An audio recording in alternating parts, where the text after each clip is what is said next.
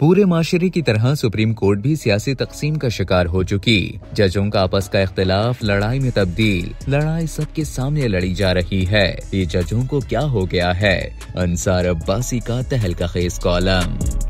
Senior सहाफी Ansar Abbasi अपने column में तज्जिया पेश करते हुए लिखते हैं कि सुप्रीम कोर्ट के जजों का आपस का इख्तिलाफ एक ऐसी लड़ाई में तब्दील हो चुका है जो सबके सामने अवामी सतह पर लड़ी जा रही है। एक दूसरे के मुतालिक इस अंदाज में अदालती हुक्मनामों और सुप्रीम कोर्ट की खतो किताबत में बात की जा रही है कि देखने और सुनने वाले हैरान हैं कि ये सुप्रीम कोर्ट के जजों को क्या हो गया है। इख्तिलाफात होते हैं, लेकिन जिस अंदाज में अब एक दूसरे के मुतालिक बात की जा रही है ये पहले ना कभी सुना ना देखा।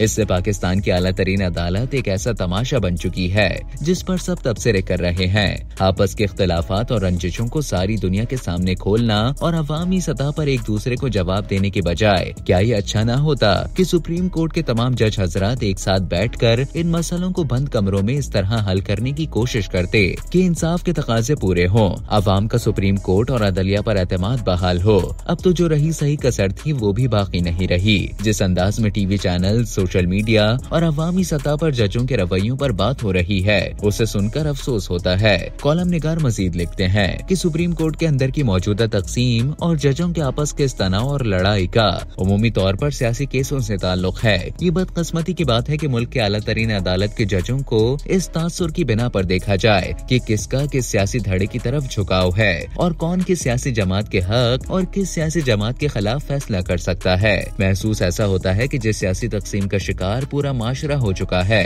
उसका सुप्रीम कोर्ट भी शिकार हो चुकी है। ये वो तासुर है जिसे हर हाल में खत्म होना चाहिए और जिसके लिए तमाम जजों को आपस में मिल बैठकर गौर खौस करना चाहिए। सियासी मुकद्दमात से मुतालिक आपस में लड़ाइयों के बजाय कितना अच्छा होता कि सुप्रीम कोर्ट के जज इस नुक्ते पर सर जोड़ कर बैठते कि किस तरह पाकिस्तान में इंसाफ के निजाम में बेहतरी लाई जाए ताकि हर शख्स को सस्ता और फौरी इंसाफ मुहैया किया जा सके और जो पाकिस्तान की अदलिया की रेपुटेशन है उसे बेहतर बनाया जाए। अंसार अब्बासी के बकौल साबिक चीफ जस्टिस उमर अता बंदियाल के दौर में सुप्रीम कोर्ट के अंदर की जो तकसीम नजर आती थी आज उससे बहुत बुरी हालत है। अब तो सुप्रीम कोर्ट के जज अपने फैसलों में एक दूसरे पर तानासाजी करते हुए नजर आते हैं। अगर दो जजों ने ये कहा कि 8 जजों का फैसला यानी अक्सरियती फैसला गैर आईनी है और उस पर आईनी इदारों का अमल दरामद नहीं करना चाहिए, तो अक्सरियत वाले जजों ने अपने फैसले में लिखा कि 2 जजों ने जो अपने फैसले में लिखा वो जजेस के मनसब के मनाफी है। इससे सुप्रीम कोर्ट की सालमियत कमजोर होती है और ये इंसाफ की राह में रुकावट पैदा करने की कोशिश है।